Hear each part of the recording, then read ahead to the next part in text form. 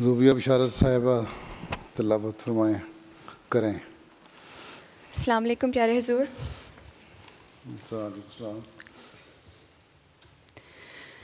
اعوذ باللہ من الشیطان الرجیم.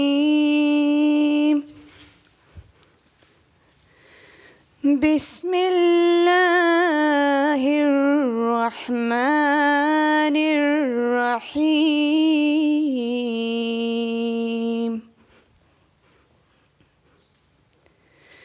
ان اللہ اصطفى آدم ونوحا وآل إبراهيم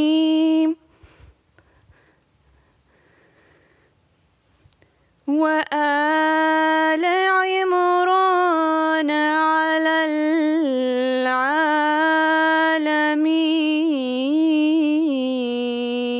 العالمين.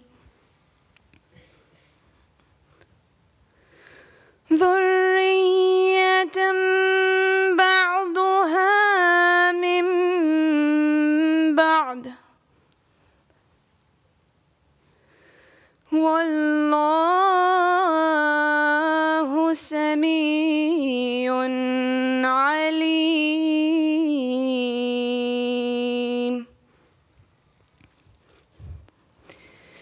إذ قالت امرأة عمران رب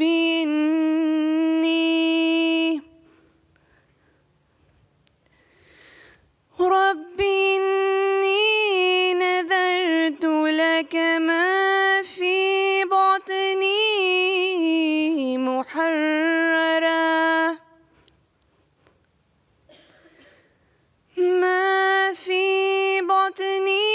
محررا فتقبل مني إنك أنت السميع العليم. سورۃ آل عمران آیات 34 تا 36. جزاکم اللہ. تہبینہ باجوہ ترجمہ. السلام علیکم پیارے حضور. ترجمہ. اللہ کے نام کے ساتھ جو بے انتہا رحم کرنے والا، بن مانگے دینے والا اور بار بار رحم کرنے والا ہے. یقیناً اللہ نے آدم اور نوح اور آل ابراہیم اور آل عمران کو سب جہانوں کے مقابل پر چن لیا. ان میں سے بعض کی ذریت میں سے ہیں، اور اللہ بہت سننے والا اور دائمی علم رکھنے والا ہے. جب عمران کی ایک عورت نے کہا، اے میرے رب، جو کچھ بھی میرے پیٹ میں ہے یقیناً وہ میں نے تیری نظر کر دیا، دنیا کے جھمیلوں سے آزاد کرتے ہوئے، پس تو مجھ سے قبول کر لے، یقیناً تو ہی بہت سننے والا اور بہت جاننے والا ہے. جزاک اللہ. ناصرہ بشیر. اللہم صل علی محمد وعلی آل محمد کما صلیت علی ابراہیم وعلی آل ابراہیم انک حمید مجید.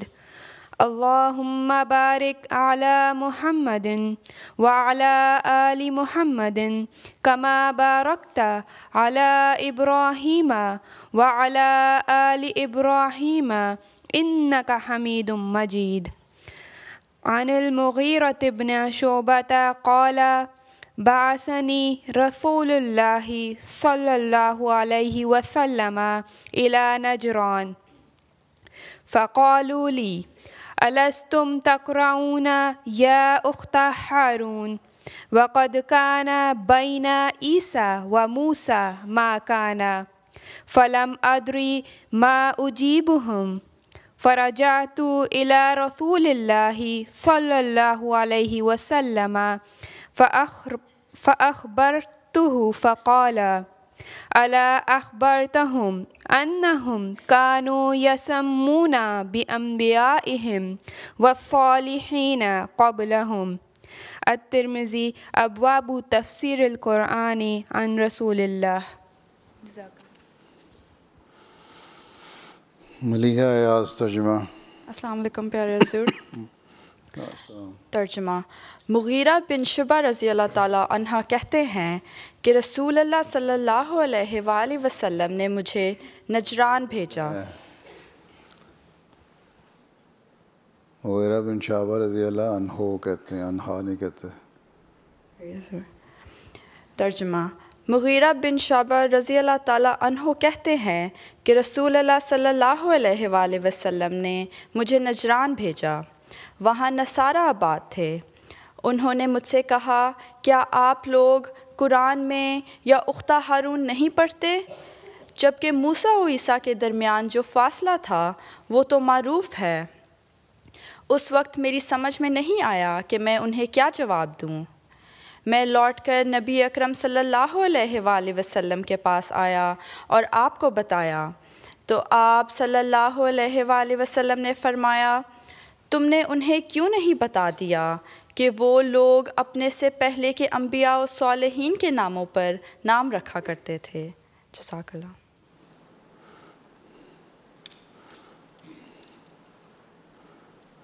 اچھا، انیسہ حفیظ. اقتباس حضرت مسیح موعود علیہ الصلوۃ والسلام. حضرت اقدس مسیح موعود علیہ الصلوۃ والسلام فرماتے ہیں کہ اگر استعارے کے رنگ میں یا اور بنا پر خدا تعالیٰ نے مریم کو ہارون کی ہمشیرہ ٹھہرایا ہے تو آپ کو اس سے کیوں تعجب ہوا، جبکہ قرآن شریف بجائے خود بار بار بیان کر چکا ہے کہ ہارون نبی حضرت موسیٰ علیہ السلام کے وقت میں تھا اور یہ مریم حضرت عیسیٰ علیہ السلام کی والدہ تھی جو 1400 برس بعد ہارون کے پیدا ہوئی. تو کیا اس سے ثابت ہوتا ہے کہ خدا تعالیٰ ان واقعات سے بے خبر ہے اور نعوذ باللہ اس نے مریم کو ہارون کی ہمشیرہ ٹھہرانے میں غلطی کی ہے؟ کس درجہ کے خبیث طبع یہ لوگ ہیں کہ بیہودہ اعتراض کر کے خوش ہوتے ہیں. اور ممکن ہے کہ مریم کا کوئی بھائی ہو جس کا نام ہارون ہو. عدم علم سے عدم شے تو لازم نہیں آتا.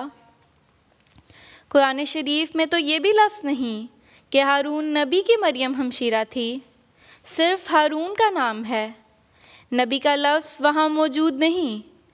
اصل بات یہ ہے کہ یہودیوں میں یہ رسم تھی کہ نبیوں کے نام تبرکن رکھے جاتے تھے. سو کرینے کے آس ہے کہ مریم کا کوئی بھائی ہوگا جس کا نام ہارون ہوگا، اور اس بیان کو محل اعتراض سمجھنا سراسر حماقت ہے. چشمہ مسیح روحانی خزائن جلد 20 صفحہ 355 357. اچھا، یہ گروپس نظم پڑھنی ہے.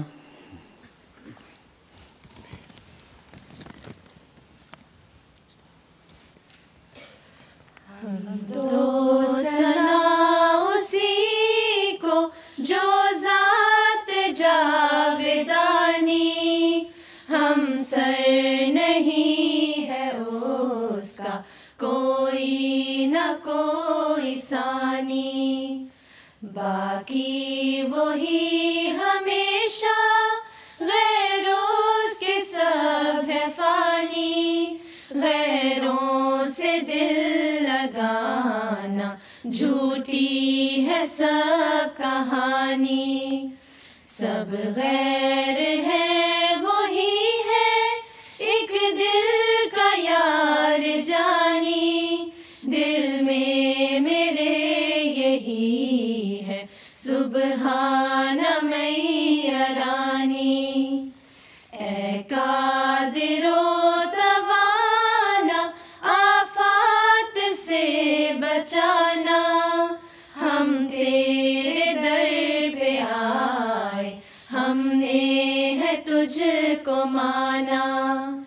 غیروں سے دل غنی ہے جب سے ہے تجھ کو جانا. یہ روز کر مبارک سبحان میں رانی. شیطان سے دور رکھیو اپنے پرز نور رکھیو، دل پر سرور رکھیو، ان پر میں تیرے قرباں رحمت ضرور رکھیو، یہ روز کر مبارک سبحان میاں رانی، میری دعائیں ساری کریو قبول باری، میں جاؤں تیرے باری، کر تو مدد ہماری، ہم تیرے در پہ آئے لے کر امید بھاری، یہ روز کر مبارک سبحان میاں رانی، اے میرے دل کے پیارے،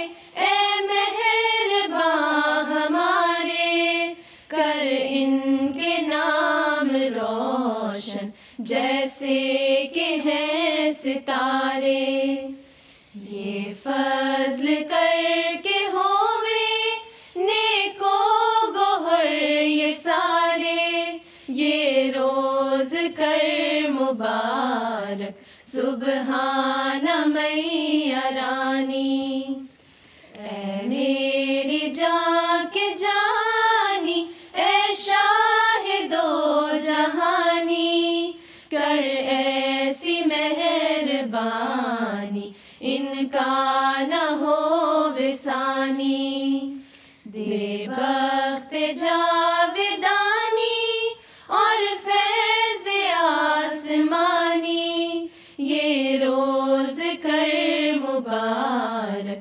سبحان میاں رانی، تو ہے جو پالتا ہے ہر دم سنبھالتا ہے، غم سے نکالتا ہے دردوں کو ٹالتا ہے، کرتا ہے پاک دل کو حق دل میں ڈالتا ہے، یہ روز کر مبارک سبحان میاں رانی، اہل وقار ہووے فخر دیار ہووے، حق پر نثار ہووے مولا کے یار ہووے، بابر غبار ہووے ایک سے ہزار ہووے، یہ روز کر مبارک سبحان میاں رانی، سبحان میاں رانی، سبحان میاں رانی، یہ روز کر مبارک سبحان میاں رانی۔ اچھا، یہ اب مضمون ہے عبد المتین خالد۔ السلام علیکم پیارے حضور۔ وعلیکم السلام۔ بسم اللہ الرحمن الرحیم۔ حضرت مریم علیہ السلام کی والدہ کی ان کی پیدائش سے پہلے وقف کے لیے دعا اور اس کی کچھ تشریح۔ اس قالت امرأۃ عمران، اب وہ وقت یاد کرو جب کہ عمران کی ایک عورت نے کہا۔ مستشرقین نے اس پر کافی بحثیں اٹھائی ہیں کہ کسی اور عمران کو کسی پرانے وقت میں بیان کر کے وہ کہتے ہیں کہ دیکھو قرآن کریم کو پتہ ہی نہیں، اور اس عمران کی بیوی کو مریم کی ماں بنا دیا، حالانکہ امر واقعہ یہ ہے کہ آل عمران بنی اسرائیل کے خاندانوں میں ایک بہت معزز اور خدا کے حضور نیک خاندان تھا، اور یہاں امرأۃ عمرانہ سے مراد آل عمران میں سے ایک عورت ہے، اور آل عمران میں سے ایک عورت نے جو غیر معمولی طور پر نیک تھی، اس نے کہا ربی انی نظرت لکا، اے میرے رب میں نے تیری خاطر نظر باندھ لی ہے، ما فی بطنی اس کی جو میرے پیٹ میں ہے، محررن آزاد کرتے ہوئے۔ اب یہاں نظر باندھی اور محررن سے کیا مراد ہے؟ جو واقف زندگی ہو وہ آزاد نہیں ہو جاتا بلکہ الٹا بری طرح پھنس جاتا ہے، اس لیے متعلقہ آیت میں آزاد کرتے ہوئے کے الفاظ وقف کی روح کی طرف اشارہ کرتے ہیں کہ حقیقی آزاد وہی انسان ہے جو کہ دنیا کے پھندوں سے آزاد ہو جائے اور صرف اللہ کی غلامی میں آ جائے، اور اگر وہ ایسا کرے گا تو حقیقی آزاد ہے۔ وقف کی یہ روح مختلف مذاہب میں ان کی علامتوں کے طور پر نظر آتی ہے، بلکہ جانوروں کو بھی جب خدا کے حضور پیش کرتے تھے تو اس پر ایک ایسا نشان ڈال دیتے تھے کہ یہ آزاد ہو گیا ہے، اور کسی کو حق نہیں تھا کہ اسے اپنے کھیتوں میں چرنے سے روکے یا اس پہ کوئی رسی باندھے۔ اور محررن سے مراد یہ ہے کہ دنیا کے پھندوں اور دنیا کے روب داب سے آزاد، مگر خدا کے تابع اور خالصتاً خدا کا غلام ہونا۔ فَتَقَبَّلْ مِنِّی إِنَّکَ أَنْتَ السَّمِیعُ الْعَلِیمُ، پس تو مجھ سے یہ بچہ قبول فرما لے جو کہ مجھ سے بھی آزاد، میری ذمہ داریوں سے بھی آزاد اور تمام دنیا کی ذمہ داریوں سے آزاد ہوگا، اور تو بہت سننے والا اور بہت جاننے والا ہے۔ اس آیت سے یہ صاف پتہ چل رہا ہے کہ عمران کی عورت کے دماغ میں تھا کہ لڑکا ہی ہوگا۔ رواج کے مطابق اس زمانے میں لڑکے کے سوا کسی کا وقف قبول بھی نہیں ہوتا تھا، اور ٹیمپل والے لڑکی کو وقف کے طور پر نہیں لیتے تھے۔ اس آیت سے یہ بھی پتہ چلتا ہے کہ حضرت مریم علیہ السلام کی پیدائش سے یہ نیا دستور پہلی دفعہ قائم ہوا کہ لڑکیاں بھی وقف ہو سکتی ہیں۔ ماخوذ از ترجمۃ القرآن کلاس، حضرت خلیفۃ المسیح الرابع رحمہ اللہ، class number 36، 18 January 1995۔ Assalamu alaikum, Pyare Hazur. In the Holy Quran, the prayer of Waqf by the mother of Hazrat Maryam alayhi salatu wasalam before her birth is as follows. Remember when the woman of Imran said, "My Lord, I have vowed to thee what is in my womb to be dedicated to thy service, so do accept it of me. Verily, thou alone art all-hearing, all-knowing." Muharrara, meaning dedicated to special service, is derived from har, meaning it became hot or he became free. Muharrar means freed from slavery, emancipated, a child devoted by the parent to the service of the church or the temple, or one divorced from all affairs of the world and dedicated to the service of the temple. It was a custom among the Israelites that those who were dedicated to the service of the temple remained unmarried.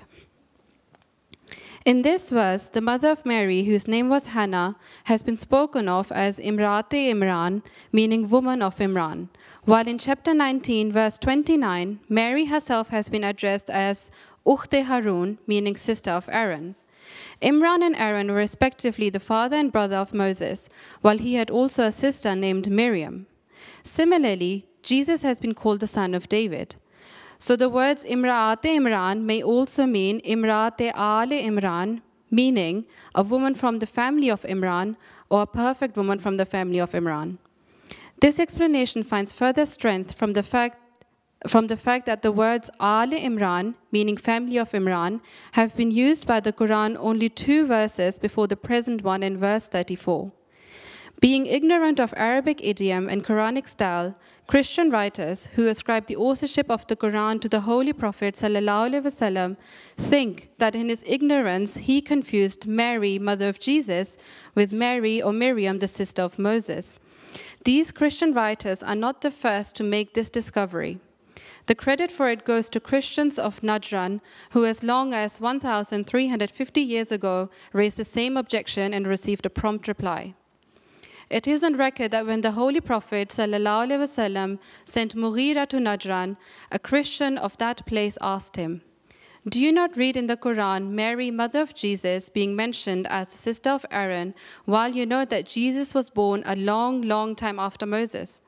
"I did not know the answer," says Mughira, "and on my return to Medina, I inquired about it of the Holy Prophet ﷺ, who readily answered, 'Why did you not tell them that the Israelites used to name their children after the deceased prophets and saints?'" The vow of Mary's mother seems to have been taken under the influence of the Essens, who were generally held in a high esteem by the people of that time and who practiced celibacy and excluded women from their membership and dedicated their lives to the service of religion and their fellow beings.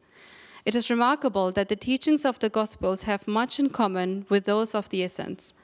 It is also clear from the meaning of the word muharrar, as given under important words above, that Mary's mother had vowed the dedication of her child's life to the service of the temple, and as such, she intended the child never to marry, which shows that Mary was meant to belong to the priestly class. This is why, elsewhere in the Quran, she is called the sister of Aaron and not of Moses, though both were real brothers, from whereas Moses was the founder of the Jewish law, Aaron was the head of the Jewish priestly class.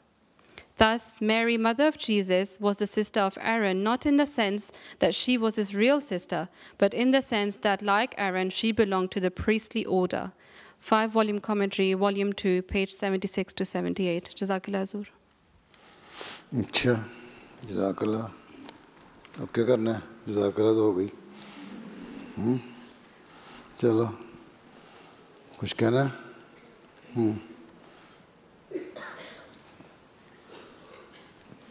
Micro phone دے دو اس کو جس نے ہاتھ کھڑا کیا ہوا ہے اس لڑکی نے. کہاں ہے مائکرو فون؟ سنبھال کے بیٹھ گئے تم لوگ.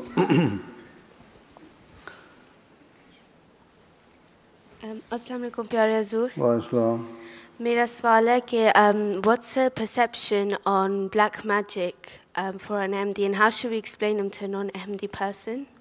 اس سے کہو تم پر کر دکھا دے بلیک میجک. اگر تمہیں کوئی اثر ہو جاتا ہے تو پھر ٹھیک ہے. مجھ پہ تو کوئی اثر نہیں ہوتا بلیک میجک کا. ساری یہ جو ہے نا کمزور ایمان کے لوگ انہوں نے لوگوں کو بیوقوف بنانے کے لیے کمزور ایمان والوں کو بیوقوف بنانے کے لیے پیروں فقیروں نے ایک بلیک میجک کا کانسیپٹ پیدا کر لیا ہے. اور پھر ٹریڈیشنلی بھی یہ ہے, افریقہ میں بھی ہے, عربوں میں بھی بعض دفعہ ہے. تو یہ جو جاہل اگنورینٹ لوگ ہوتے ہیں نا ان کے لیے ایک ڈرانے کے لیے, اپنے پیچھے لگانے کے لیے, اپنی باتیں منوانے کے لیے. ادروائز کوئی بلیک میجک نہیں ہے. تم اپنے کو کہو مجھے کر کے دکھاؤ میرے پہ, تمہیں پہ کوئی اثر نہیں ہوگا سوائے اس کے کہ تم سائیکولوجیکلی اس کے انفلوئنس کے اندر آ جاؤ.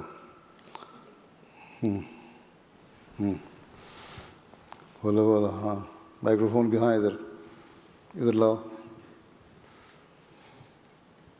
السلام علیکم حضور. میرا کویشچن اڈاپشن سے ریلیٹڈ ہے کہ اسلام میں اڈاپشن الاؤڈ ہے, لیکن جو بچہ اڈاپٹ کیا جاتا ہے کیا اس کو وہ پھر ماں باپ کا نام مل سکتا ہے اور کیا وہ جائیداد انہیرٹ کر سکتا ہے؟ اڈاپشن تو الاؤڈ ہے, متبنہ بنایا جاتا ہے, لیکن وہ انہیرٹ نہیں کر سکتا ماں باپ کا نام. جو اس کا اصل ماں باپ ہیں, اوریجنل جو اس کے ریئل پیرنٹس ہیں, ماں اور باپ, انہی کے نام کے ساتھ رہے گا نام. ٹھیک ہے. اور اس کو بتانا چاہیے. یہاں سے نے فرمایا ہے کہ جب بچہ ذرا بڑا ہو جائے, ہوش میں آ جائے, اس کو بتاؤ کہ تمہارے اصل ماں باپ کون ہیں. ان کو غلط فہمی میں رکھو کہ تم ہمارے بچے ہو. باقی انہیریٹنس میں تو نہیں آ سکتا, انہیریٹ نہیں کر سکتے اپنی جائیداد, لیکن اگر وہ بنایا ہوا تو ایک وصیت کر سکتے ہو کہ اس کو اتنے % میری جائیداد میں سے دے دی جائے یا اتنی جائیداد دے دی جائے. ساری بھی دے سکتے ہو, اول تو ساری دینی چاہیے. 1/3 وصیت کر سکتے ہیں, تو 1/3 تک تم اس کو نام کر سکتے ہو.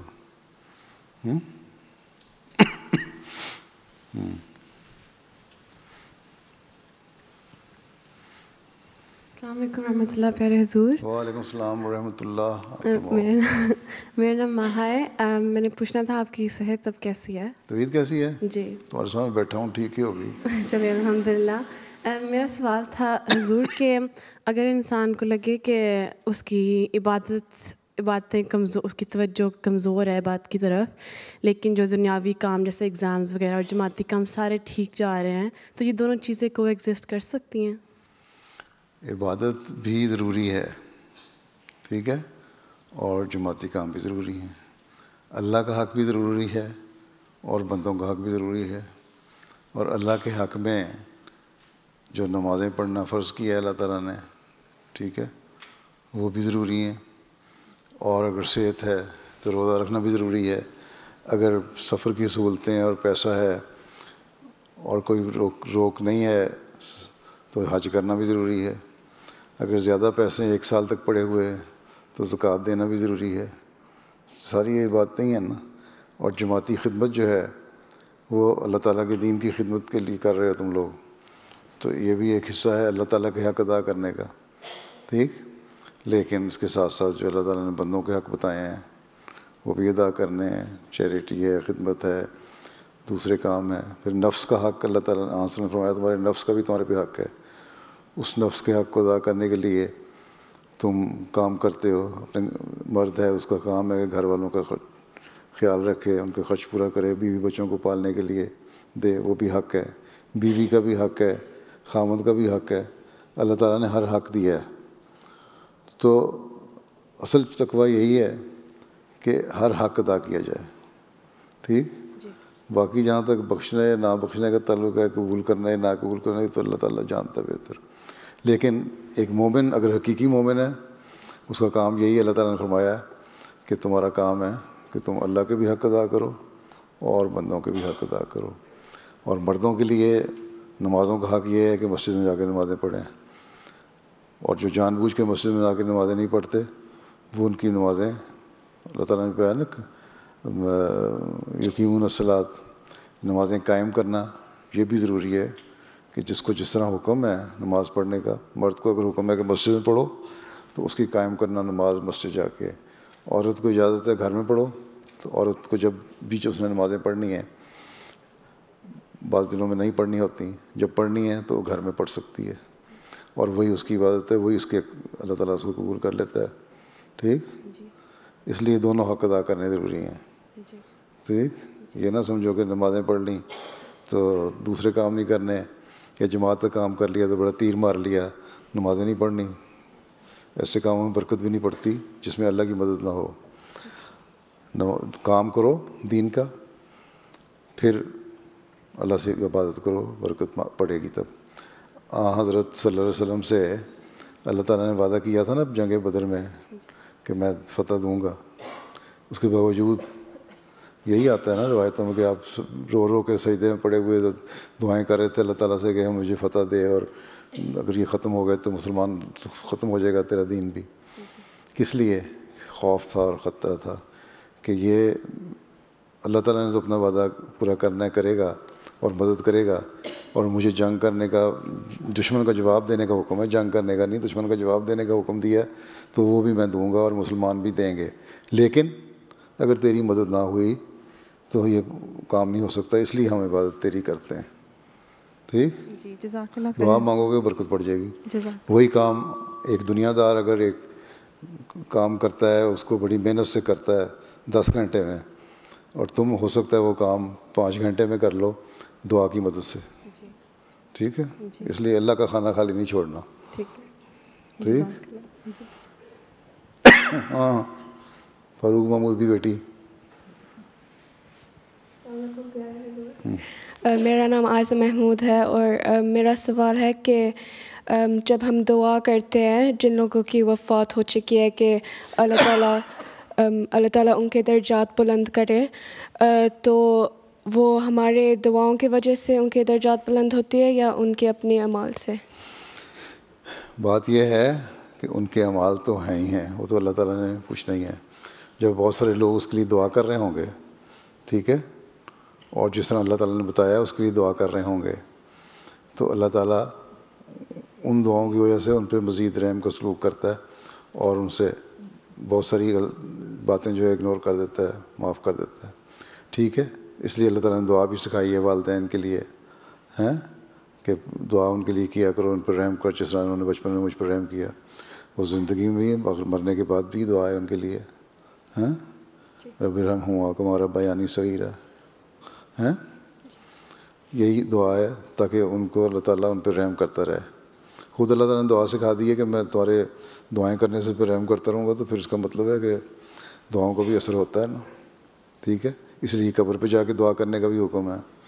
قبر پہ جاؤ، سورہ فاتحہ پڑھو، اس کو درجات کی بلندی کے لیے دعا کرو، اس سے مغفرت کے سلوک کی دعا کرو، اللہ تعالیٰ سنتا ہے. جب بہت سارے لوگ اس کے لیے دعا کر رہے ہوں تو اللہ تعالیٰ نے ایک زائد کام دے دیتا ہے. اچھا، بہت ساری پھر باتیں جو ہیں ان کو خود ختم کر دیتا ہے یا معاف کر دیتا ہے، یا ایک سٹیج پہ لے جانے کے لیے اللہ تعالیٰ نے وقت رکھا ہوا ہے نا. جنت کے بھی کئی مرحلے ہیں نا.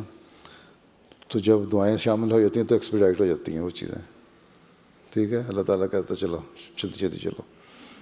ٹھیک, اس لیے دعا ایسے نیک کام کرنے چاہیے ہمیں کہ ہمارے مرنے کے بعد ہمارے لیے بھی لوگ دعا کریں اور ہم اپنے بزرگوں کے لیے دعا کریں. ٹھیک, جزاک اللہ. یہ تمہارے پیچھے بیٹھی, چلو تم دے دو عافیہ مافیا. السلام علیکم پیارے حضور. السلام. حضور میرا سوال ہے کہ آج کل کی گورنمنٹس بہت رائٹ ونگ ہوتی ہیں اور وہ رائٹ ونگ اچھا جی, اور وہ کسی کے حقوق کے بعد بول اس طرح رہی ہے وائٹ ونگ ہوتی ہے. یورپ میں وائٹ ونگ ہی ہیں سارے. جی, اور وہ حقوق کے لباس پہ عمل نہیں کرتے ہیں. تو آپ نے فرمایا تھا کہ ہم سارے MD سے وہ سروسز میں جائیں, تو کہ ہمیں سول سروسز میں جانا چاہیے. اچھا, تو ہم کیسے کام کر سکتے ہیں کہ ہم کسی کے حقوق لباس نہ چھینیں؟ سوال کیا, مجھے سمجھ نہیں آئی تمہارا سوال. حکومت لوگ رائٹ ونگ ہیں. گورنمنٹس لوگوں کو حقوق لباس نہیں دیتے, وہ ایکٹیولی کوشش کرتے ہیں. کہاں نہیں دیتے؟ جیسے چھوٹی چھوٹی چیزوں میں, جیسے فار ایگزامپل اگر انہوں نے یونیورسل کریڈٹ اسٹارٹ کیا لیکن انہوں نے دوسرے بینیفٹس بند کر کے تاکہ زیادہ مشکل ہوئے لوگوں کے لیے, ایسے کی چھوٹی چھوٹی چیزیں جو ہوتی ہے. سوال یہ ہے, ان حکومتوں میں, یورپ کی حکومتوں میں, تو جتنے بینیفٹ تم لوگ ایشین لے رہے ہو, امیگرینٹس لے رہے ہیں, اتنے تو انگریزوں کو ملتے ہی نہیں ہیں. تو کہاں سے حکومت ڈسکریمنیشن کرتی ہے؟ حکومت تو تمہاری فیور کر رہی ہے بلکہ امیگرینٹس کی. ٹھیک ہے, باقی اور اسی وجہ سے رائٹ ونگ زیادہ ابھر رہے ہیں کہ جو امیگرینٹ زیادہ آ رہے ہیں یہ ہمارے ٹیکس کے اوپر یہ پل رہے ہیں, اور گورنمنٹ ان کو دے دیتی ہے بہت سارے بینیفٹس جو ان کو نہیں ملنے چاہیے. ہم ٹیکس پیئر ہیں, ہمارا ٹیکس ہمیں واپس آنا چاہیے, ہمارے پہ خرچ ہونا چاہیے, کیوں ان پہ خرچ کر رہے ہو؟ اسی وجہ سے ساری جو گریونسز ہیں اٹھ رہی ہیں, اور اسی وجہ سے رائٹ ونگز جو ہے نئے بن رہے ہیں. اس لیے یہ تو سوال ہی غلط ہے کہ حکومت نہیں تمہیں دیتی. حکومت تمہیں بہت کچھ دیتی ہے, بلکہ ہم غلط طریقے سے لے لیتے ہیں. ہمارے بہت سارے لوگ ہیں جو کام بھی کر رہے ہوتے ہیں, پیسے کما رہے ہوتے ہیں, اس کے اوپر جب ٹیکس ریٹرن فل کرتے ہیں تو اس پہ اپنی انکم کم شو کرتے ہیں, اس انکم پہ ٹیکس بھی نہیں دیتے ہیں, چوری کرتے ہیں. پھر نہ صرف یہ, پھر گورنمنٹ سے بینیفٹ بھی لے لیتے ہیں کیونکہ کم انکم شو کر رہے ہوتے ہیں. تو ہمارے تو بہت سارے لوگ جو ہیں وہ تقویٰ سے کام نہیں لیتے اور غلط طریقے سے کر رہے ہیں. تو ہمارے تو یہ سوال ہے نہیں, عموماً یورپ میں یہی ہو رہا ہے. ہاں, اس کی وجہ سے رائٹ ونگ جو ہے پارٹیز وہ ابھر رہی ہیں. اس لیے ہمیں اگر ان ملکوں میں رہنا ہے, صحیح رہنا ہے, جو بھی امیگرینٹس آئے ہیں, چاہے وہ ایشیا سے آئے ہیں, چاہے افریقہ سے آئے ہیں یا کہیں اور سے آئے ہیں, ان کو چاہیے کہ اپنے جس ملک میں آ گئے اور وہاں کی شہریت مل گئی, سٹیزن ہو گئے وہاں کے, اب ان کو چاہیے اس کا حق بھی ادا کریں. ٹھیک, ایک تو یہ ہو گیا جواب. باقی تمہارا کیا دوسرا سوال یہ ہے کہ میں نے کہا کہ سول سروس میں جاؤ, تو اس کا رائٹ ونگ ہے لیفٹ ونگ سے کیا تعلق ہے؟ ٹھیک ہے, سول سروس میں جاؤ اس لیے کہ جس ملک میں تم رہتے ہو, ایک تو پہلا فرض تمہارا بنتا ہے کہ اس ملک کے سٹیزن ہو, اس کا خدمت کرو, اور سول سروس میں بھی ایک موقع ملتا خدمت کا. دوسرے, سول سروس میں جانے سے تم صحیح طریقے سے اپنے آپ کو جو اصل اسلام کی تعلیم ہے اس کو پورٹرے کر سکتے ہو, بتا سکتے ہو. یہ ہم مسلمان بھی ہیں اور اس کے ساتھ ہم یہ کام اس لیے کر رہے ہیں کہ مسلمان صحیح طرح سول سروس میں رہ کے پورے جسٹس سے کام کر رہے ہیں, محنت سے کام کر رہے ہیں. ٹھیک ہے, اس لیے سروس میں جاؤ. تو اس میں اگر تم قابل ہو ہیں اور میرٹ پہ اگر تم اپلائی کرتے ہو اور میرٹ پہ تمہیں جگہ ملتی ہے, یہاں کہیں نہیں لکھا ہوا کہ اگر میرٹ بن رہا ہو, ایک مسلمان MD ہے اور ایک عیسائی ہے, وہ اگر دونوں اپلائی کر رہے ہیں اور مسلمان MD جو ہے اس کا میرٹ پہ پہلا نمبر آ رہا ہے تو وہ اس کو نیچے کر دیں اور عیسائی کو پہلے لینے ایسا نہیں ہوتا ہے. کہیں بہت پریجوڈس ہوگا کوئی جو اس طرح کرتا ہوگا, ادروائز کامن پریکٹس نہیں ہے. ٹھیک ہے, تو ہم سول سروس جائیں گے تو ہمیں مزید ان لوگوں کو اپنے دین اور مذہب بتانے کا بھی موقع ملے گا، اور صحیح حقیقی تعلیم جو ہے، جسٹس، انصاف جو ہے، اس کو بھی قائم کرنے کا موقع ملے گا. ٹھیک ہے، اور اس کے علاوہ اور بہت سارے فائدے ہوں گے، اس لیے میں نے کہا تھا. ٹھیک ہے، ہو گیا جواب؟ چلو، پہلی بات کبھی جن کے باپ بھائی بہن جو غلط کرتے ہیں نا، ٹیکس بچاتے ہیں، ان کو پہلے سبق دو نا وقفے 9 ساری بیٹھ کے کہ ہمیں ٹیکس چوری نہیں کرنا چاہیے، ہمیں گورنمنٹ کی مدد کرنی چاہیے.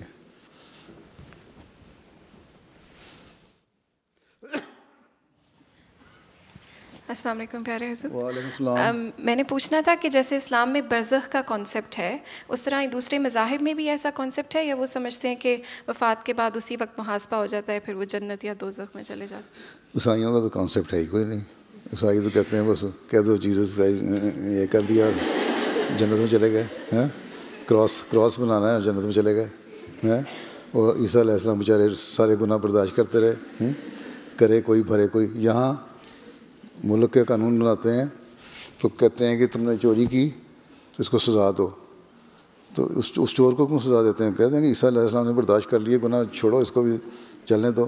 کسی نے قتل کیا تو چھوڑو اس کو کرنے دو، بدماشوں کو بدماشی.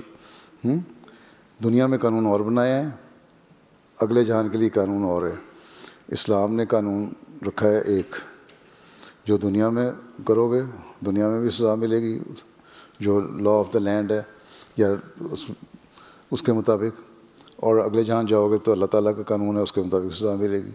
اللہ کا قانون دنیا میں بھی چلتا ہے، وہ بعض دفعہ یہاں سزا دے دیتا ہے بہت ساری دوسری شکلوں، بیماری وغیرہ میں، لیکن مرنے کے بعد برزخ کا تصور ہے کہ تمہارا یہ جسم جب مر جاؤ گے تو یہ جسم یہاں رہ جائے گا، روح چلی جائے گی، روح کو ایک جسم مل جائے گا. وہاں تم میں جا کے یہ نہیں ہے کہ تم اگر نیک آدمی ہے، اس نے نیکیاں کی ہوئی ہیں تو وہ برزخ میں ٹنگا رہے گا 1000 سال قیامت تک، کہ کب قیامت آئے گی تو کب میں جنت میں جاؤں گا. بیٹھا ہوں پتہ نہیں ویٹنگ لسٹ پہ، یہاں کوئی کسی کے بیوروکریٹ کے دفتر میں جا کے بیٹھے ہوئے لائن لگا کے ہیں، یا ویزا آفس میں بیٹھے ہوئے، پتہ نہیں ویزا ملتا ہے کہ نہیں پاکستانیوں کو. یا دوزخ میں جانے والا جو ہے گناہ کرنے والا، وہ گناہ کرتا رہے گا اور جنت میں برزخ میں دونوں دوزخی اور جنتی بیٹھے ہوں گے اکٹھے، نسرا نہیں ہوگا.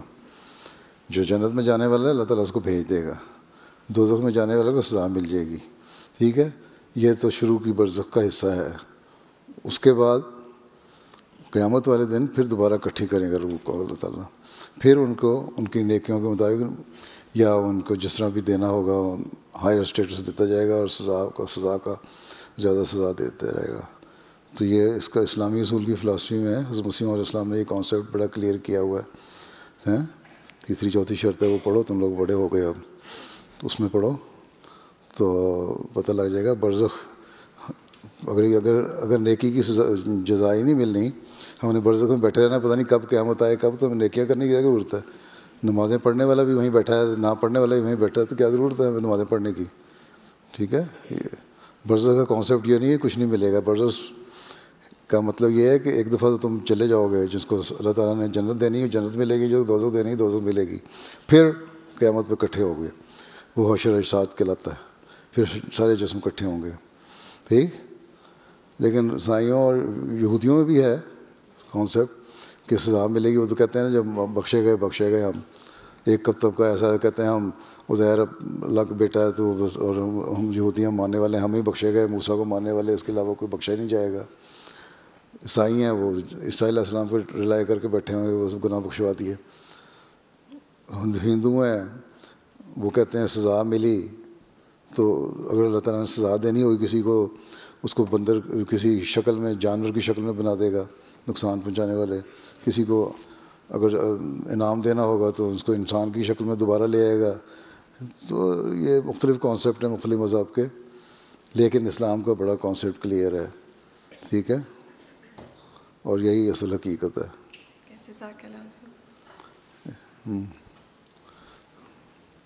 السلام علیکم حضور. 2 چیزیں ہیں. پہلا یہ کہ میں اپنی اسٹڈیز کے متعلق آپ سے پوچھنا چاہتی ہوں. میرا نام عطیہ رحمان ہے. یہ اسٹڈی ہے؟ نہیں، میں اب پوچھوں گی. جی حضور میں بھی لاسٹ ایئر ہی کچھ منتھس پہلے یہاں یو کے آئی ہوں شادی ہو کر. بڑی خوشی ہوئی. آگے.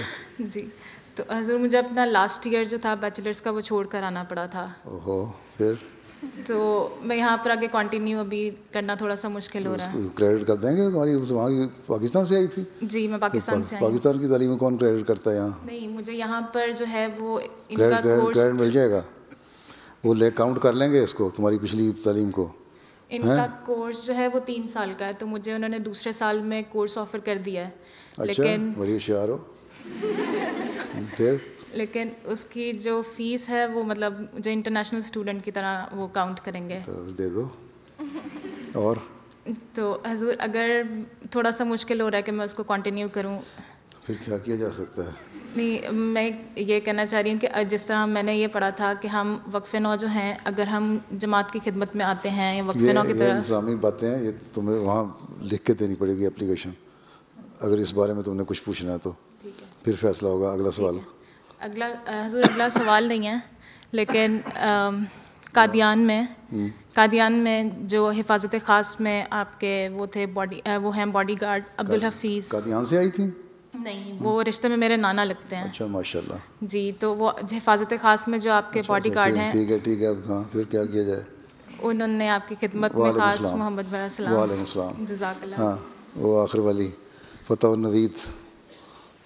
نوید الفتح بتاؤ. مائکرو فون پیچھے پھینک دو.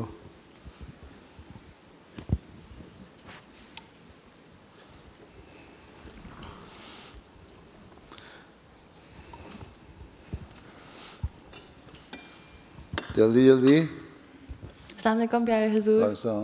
حضور میں نے پوچھنا تھا کہ بہت ساری وقف نو اپنی جو مائیں بنی ہیں ان کو پوسٹ نیٹل ڈپریشن کے بارے میں پوچھنا تھا کہ جو وقفات نو جو نئی مائیں بنی ہیں. اچھا جی بہت زیادہ جیسے لو موڈ اور ڈپریشن ایکسپیرینس کرتے ہیں تو اس کے لیے آپ کی کیا ایڈوائز ہے اسپیشلی پوسٹ نیٹل ڈپریشن؟ جی اچھا نا اللہ کو یاد کیا کرو نہیں ہوگا. حضور اس وقت بہت مشکل پیریڈ ہوتا ہے تو اس کے لیے آپ کیا ایڈوائز کر سکتے ہیں کیونکہ اس وقت آپ کو لگتا ہے کہ آپ بالکل اکیلے ہو اور آپ کو پتہ نہیں کہ آپ صحیح کام کر رہے ہو یا نہیں کر رہے. ایک تو اپنے خامدوں کو کہ تمہارا خیال رکھا کریں. دوسرے یہ ہے کہ اللہ تعالیٰ سے دعا کرو کہ اللہ تعالیٰ اسے نکالے. اور یہ ہو جاتا ہے بعض کو, یا ہر ایک کو تو نہیں ہوتا, بہت کم ہوتے ہیں, اور بعض دفعہ پہلے بچے پہ نہیں ہوتا دوسرے بچے پہ ہو جاتا ہے. تو یہی ہے اللہ کو یاد کرو, اور اگر خامد اطاعت کرنے والا ہے اور پھر تھوڑی سی ویل پاور سے کام لینا پڑتا ہے اس میں نکالنے کے لیے, اس فیز میں سے اپنے آپ کو.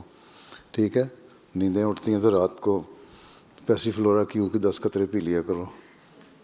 پیسی فلورا کیو ایک ہومیوپیتھی دوائی ہے, اچھا اس کے 10 قطرے پی لیا کرو. اور زیادہ اگر کسی کو تکلیف زیادہ بڑھ جائے تو مجھے خط لکھ دیا کرو, پھر میں بتا دوں گا آپ مزید کیا کرنا ہے.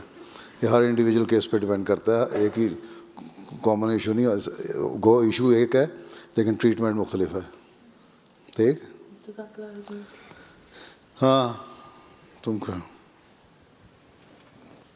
پیچھے بیٹھی ہے, تمہارے پیچھے. چلو تو جس کے ہاتھ میں آ گیا مائکرو فون وہی کر لو سوال. السلام علیکم پیارے حضور. میرا نام زہا احمد ہے اور میرا سوال ہے کہ جب مسلمانوں نے اسپین کو فتح کر لیا تھا پھر 700 سال بعد وہاں اسلام کیوں واپس آیا تھا؟ واپس آ گیا تھا اسلام, وہاں سے نکال دیا اس لیے کہ مسلمانوں نے عیاشیوں میں پڑ گئے تھے اور صحیح طرح اپنے دین کو سنبھالا نہیں, سمجھ کے حکومت کے نشے میں پڑ گئے, اور آخر 700-800 سال بعد حکومت چھن گئی اور عیسائیوں نے پھر اپنا بدلہ لے کے ان کو نکال دیا اور مسلمانوں کو زبردستی عیسائی بنا لیا, جو نہیں ہوئے ان کو قتل کر دیا. تو یہ تو کمزوری, ایمان کی کمزوری تھی جس کی وجہ سے لا آف نیچر چلتا ہے. پھر اگر تم نئی ایمان پہ چلو گے تو یہی ہوگا. ایک ہے روایت بیان کی جاتی ہے کہ جب مسلمان ہو گئے, دین کو چھوڑ دیا, بدماشیوں میں زیادہ پڑ گئے, دنیاوی چیزوں میں زیادہ پڑ گئے, اللہ تعالیٰ کو بھول گئے, تو فاسق ہو گئے دین سے. فاسق کا مطلب ہوتا ہے جو دین سے نافرمان ہو جائے, دور ہٹ جائے. تو پھر اللہ تعالیٰ نے کہا کافروں ان فاسقوں کو مار دو. پھر کافروں کو اوپر ہینڈ دے دیا, اپر ہینڈ ہو گیا ان کا, ان کو فوقیت دے دی اور ان کو کہا کہ ان کو اب قتل کر دو. ٹھیک ہے. اور اس لیے ہمیشہ اللہ تعالیٰ سے دعا مانگنی چاہیے کہ اللہ تعالیٰ دین پہ قائم رکھے. ان دنیاوی ملکوں میں رہ کے ہم دین کو بھول نہ جائیں, اللہ کے جو حق ہیں وہ ادا کرنے والے ہوں. جو اس نے کہا تھا نا, ہم اللہ کا حق نہ ادا کریں, باقی کام کرتے رہیں تو کیا ہوگا, اس کو کوئی فائدہ نہیں ہوگا. اللہ کا حق بھی ادا کرنا چاہیے, اللہ کو نہ بھولو. حضرت مسیح موعود علیہ السلام سے کسی نے پوچھا تھا کہ میں کیا کروں کیا نہ کروں, تو آپ نے فرمایا اللہ سے ڈرو, سب کچھ کرو. اللہ کا ڈر اگر تمہارے پہ ہوگا نا تو تم اللہ کا حق ادا کرو گے, نمازیں وغیرہ پڑھو گے, دعائیں کرو گے, اللہ کو یاد کرو گے, اور جو بندوں کے حق ہیں وہ ادا کرو گے, کسی کا حق مارو گے نہیں, اور اپنے کام سے کام رکھو گے, تو دین پہ قائم رہو گے, تو تمہیں سب کچھ ملتا جائے گا. ٹھیک. وہ آخر والی بڑی دیر سے بیٹھی ہے, تم تو بات بعد میں لینا. ہاں وہ بس مائکرو فون دے دو اسے, اس آخری, ہاں جس نے ہاتھ کھڑا کیا ہوا ہے آخر میں. ہاں ٹھیک ہے بولو تم ہی.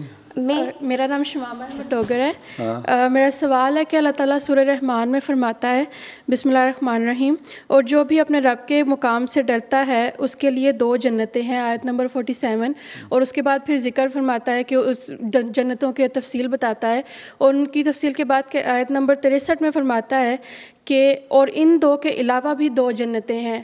تو میرا سوال ہے کہ ان 2 کے علاوہ جو 2 جنتیں ہیں وہ کون سی ہیں, اور کیا جو کہا جاتا ہے کہ ابھی کہا جاتا ہے کہ کوئی پیرالل یونیورس ہے یا کوئی اور ڈائمینشنز بھی ہیں جو ہم نے ابھی تک ڈسکور نہیں کی, تو کیا آئندہ زمانے میں انسان ان کو ڈسکور کر لے گا؟ جنتان جو ہے حضرت مسلم نے لکھا ہے کہ 2 جنتیں ہیں, ایک اس دنیا کی, جو نیک آدمی ہوتے ہیں وہ اللہ تعالیٰ ان کی زندگی میں ان کو یہاں بھی دل کا سکون پیدا کر دیتا ہے, یہ دنیا ان کے لیے جنت بن جاتی ہے. نیک کام وہ کر رہے ہوتے ہیں جو اللہ تعالیٰ کو پسند ہوتے ہیں, اور اس کی وجہ سے یہاں بھی آرام سے رہتے ہیں, قناعت ہوتی ہے, کنٹینٹمنٹ ہوتی ہے, اور بے چینی نہیں ہوتی. یہ جنت مل گئی, اور اسی نیکیوں کی وجہ سے اگلے جہان میں جا کے جنتیں ہوں گی, جنت ملے گی. ٹھیک ہے. اور پھر اگلے جہان میں جا کے پھر معیار ہیں مختلف جنتوں کے, وہ جنتیں ملتی چلی جائیں گی. ٹھیک ہے. باقی رہا یہ کہ کسی دوسرے پلانٹ میں کوئی زندگی ہے کہ نہیں, یہ سوال تمہارا؟ کچھ کہہ رہے ہیں کہ مطلب پیرالل یونیورس ہے یا کوئی اور ڈائمینشنز ہیں جن کو بھی ہمیں ڈسکور ہیں, یا یونیورس تو کئی ملین یونیورسز ہیں, ہمیں تو نہیں پتہ. اور اس کا ہر یونیورس کے مختلف پلانٹس ہیں, سولر سسٹم ہیں, تو اس لیے وہاں لائف ہو سکتی ہے, زندگی ہو سکتی ہے. حضرت مسلم نے بھی لکھا ہے کہ ہاں ہے, ہو سکتی ہے, لیکن ہمارا ان سے کب رابطہ ہوتا ہے یا ہوگا کہ نہیں ہوگا یہ اللہ بہتر جانتا ہے. ٹھیک. جنتیں تو یہ دنیا کی جنت جو ہے وہ اگلے جان کی جنت, اور پھر جنتوں کی جنتیں ملتی چلی جائیں گی. ٹھیک. یہ مراد ہے. رحمان کو یاد رکھو. ہاں چلو تم بتا دو. السلام علیکم پیارے حضور. حضور میرا سوال ہے کہ پریشانی میں اللہ تعالیٰ کی رہنمائی حاصل کرنے کے لیے یا مصیبت کے وقت ہم دعا استخارہ پڑھ سکتے ہیں؟ دعا استخارہ یہ ہے, دعا کر سکتے ہیں کہ اللہ تعالیٰ کی مشکلات کو ڈالے. استخارہ کیا کرنا ہے کہ اللہ یہ مصیبت جاری رہے کہ نہ رہے. استخارہ تو یہ ہے کہ اللہ تعالیٰ سے خیر مانگو. ٹھیک ہے. تمہارے پاس ایک چیز ہے, اس کے لیے تمہیں پتہ نہیں, تم اندھیرے میں ہو کہ کون سی آپشن تمہارے لیے بہتر ہے. تو ایک یہ آپشن ہے, ایک یہ آپشن ہے. تو اللہ تعالیٰ سے یہ دعا مانگو کہ جو آپشن, استخارہ اس کو کہتے ہیں, کہ جو آپشن میرے لیے بہتر ہے اس کو میرے دل میں اس کے لیے سکون پیدا کر دے اور وہ ڈال دے, اور اس کو حاصل کرنے کے لیے آسانی پیدا کر دے. یہ ہے استخارہ. ٹھیک ہے. باقی رہ گی پریشانیاں, ان پریشانیوں میں دعا کرو اللہ تعالیٰ سے, استغفار کرو, لاحول پڑھو, درود پڑھو کہ اللہ تعالیٰ یہ پریشانیاں دور کرے, اور یہ دنیاوی پریشانیاں جو ہوتی ہیں نا، چھوٹی چھوٹی گھریلو پریشانیاں، یہ معمولی پریشانیاں ہوتی ہیں، یہ ایسے ایسے ختم ہو جاتی ہیں، ٹھیک ہے. اور جہاں جنریشن گیپ آ جائے نا، بڑوں میں اور چھوٹوں میں، اور پھر ایجوکیشن کے لحاظ سے جنریشن گیپ مزید بڑھ جائے. ایک گریجویشن کی گئی ہے اس نے یورپ میں آ کے، ماں اس کی ساس ہے یا نانی ہے یا دادی ہے یا ماں ہے، اس نے پرائمری بھی نہیں پاس کیا ہو پاکستان سے، تو ان کو سمجھنے میں، انڈرسٹینڈنگ میں بعض بڑا وقت لگ جاتا ہے. تو اس لیے یہ جو ہے، یہ اگلی جنریشن جب آئے گی نا، تم لوگوں کے جب بچے پیدا ہوں گے تو یہ جنریشن گیپ ختم ہو جائے گا. تو پریشانیاں جو ہیں نا اس طرح کم بھی ہوتی جائیں گی. جن کی گھریلو پریشانیاں ہیں، جن کی دنیاوی ہیں، اس کے لیے بھی اللہ تعالیٰ سے دعا مانگنی چاہیے کہ اللہ تعالیٰ ان کو دور فرمائے. ٹھیک، چلو پھر نماز پڑھ لو. السلام علیکم.